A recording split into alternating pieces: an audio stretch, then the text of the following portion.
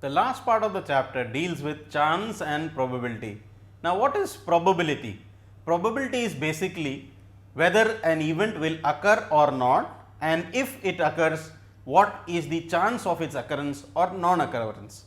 So, we can define probability by saying that probability is the number of favorable outcomes, what is favoring us, divided by the total outcomes.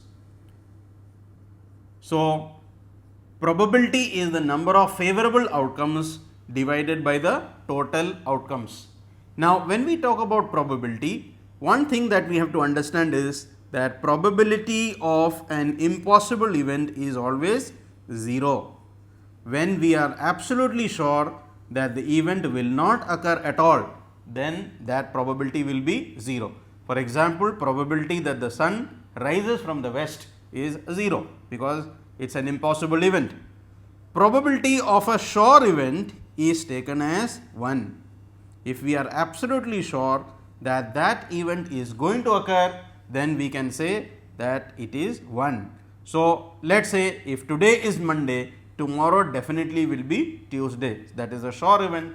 So, the probability of tomorrow being Tuesday if today is Monday is 1. So, we have a range in probability, that is from impossible, that is 0, to absolutely sure, that is 1. So, we can say probability of all events represented by PE will always be greater than or equal to 0 and it will always be less than 1. So, this is the range, greater than or equal to 0, it could be 0 if it is impossible, or it could be greater than 0 and it will be less than 1, or maximum it could be 1 if it is sure. So, whenever we are solving a question, we should remember this range, that probability will lie between 0 and 1. Now, let us look at some questions where we will have to find out the probability. In that, let us consider a coin, for example. When we toss a coin,